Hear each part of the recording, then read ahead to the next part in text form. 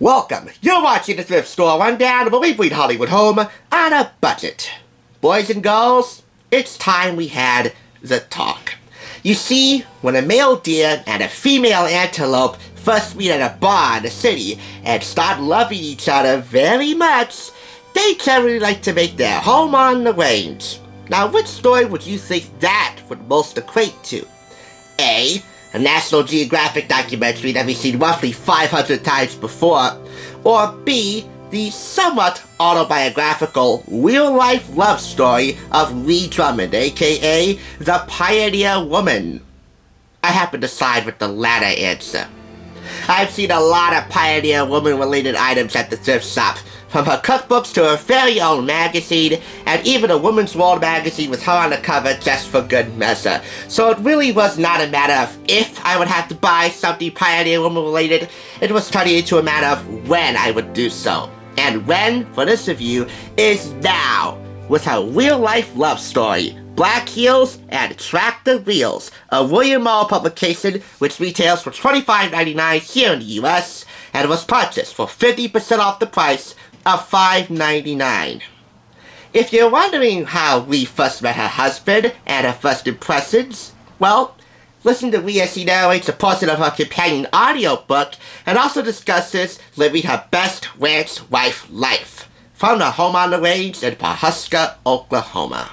That's when I saw him, the cowboy, across the room. He was tall, strong, and mysterious, sipping bottled beer and wearing jeans, and I noticed cowboy boots.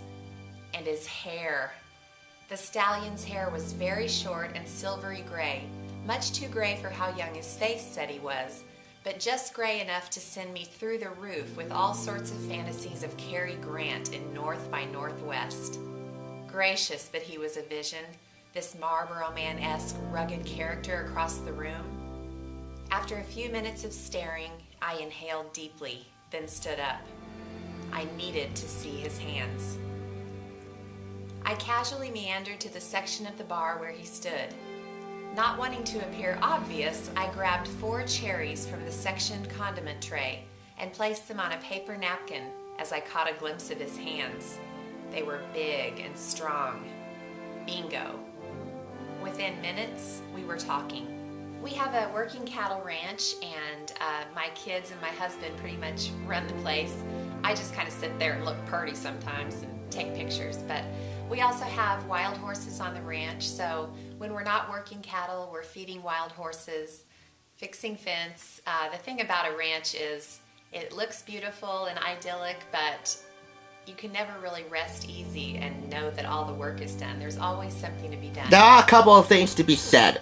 One, I am not a romance novel person. I only own a couple of them, this being the newest edition, and I did read this cover to cover, including the recipes. Yes, there's a bonus section, a few recipes, all the recipes from Ree and Lad's initial years of courtship on the ranch.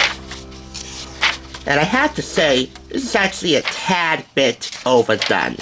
I'm not comparing this to an overdone cowboy steak per se, but it's just a little too exaggerated for me. Now, sir, if you were in Ree Drummond's shoes, or black boots, black studded boots in this case, you would happen to disagree with my judgment if you met your Marlboro Man yourself. That, by the way, that's Lad. That's how Ree refers to her husband, Lad. Her very own Marlboro Man. But you know what? You have a right to disagree with me. I just think it's a little bit exaggerated, a little bit overdone. But that being said, this still is a pretty darn good, all-season romance novel. Among the many highlights in here, Ree's wild country nights making out with her country bae. That would make her city nights on the town with her city girlfriends feel more like a London gentleman's club meeting by comparison.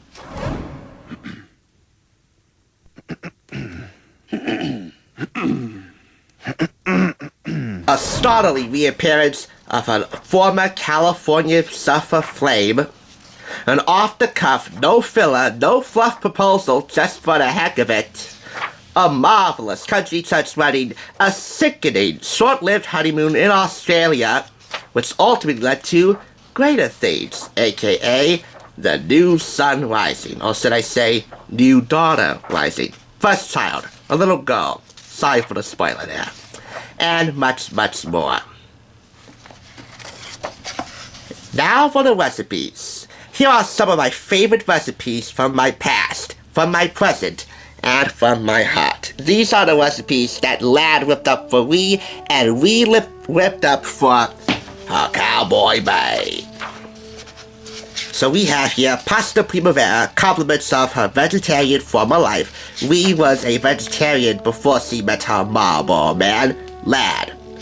Tiramisu, the ingredient with clam sauce, marinated flake steak, a 4-cheese pasta, tagliarini quattro formaggi. I nailed that. A roasted beef tenderloin, a prize favorite among many cowboys, tomato basil pizza, and lasagna, as meaty and magnificent as it gets.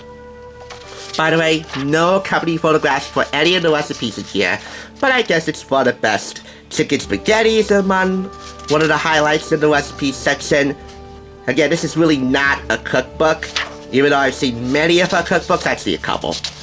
Yet I refused to buy them because in her first cookbook, I believe, there was a picture of a butterfly, a tiny butterfly, on a flower, I believe a sunflower, in the bottom left and right hand corners of the pages, and I hate butterflies. Well, you know what? That is no more. Next time I see any of her cookbooks at the thrift shop, I'm buying them, and I will review them. And your judgment day will come again. The acknowledgement section is also of critical importance to highlight here because she acknowledges her readers of the Pioneer Woman blog. The entirety of this story actually comes from her blog post at thepioneerwoman.com. Blogging, not really in real time, but after the fact. Post after post, the entirety of her journey to becoming the Pioneer Woman and becoming a cattle ranch hand's wife. And a ranch mom as well. It stopped short of becoming a cattle ranch television personality, with her Pioneer Woman cooking shows on Food Network and Cookie Channel, and also her induction into the Oklahoma Hall of Fame, the highest honor bestowed upon any native Okie. And with this, can you really blame them? Very impressive. No photos to speak of other than what's here on the back of the dust jacket and on the back of the cover. Ree and Lad. Or I hope that's Lad. If that's not Lad, Ree, then you're playing dirty with this book. Normally, several authors would include critic reviews, but in this case, Ree chosen to include reviews from her loyal readers. Amy, MC, Sandy, Tristan, Susanna, Maggie, Brandy, and Catherine. The general consensus being that this is hands down one of the most awesome romance novels that will certainly rope you in from start to finish and make you yearn for a Marlboro Man of your very own. So Ree, for your first proper rodeo here on TSR, I give you 4.5 out of 5 claps. All things considered, you brought forward a lot of pain for this Northeastern Buckaroo's buck. Thanks for watching. I'll catch you on the thrift side.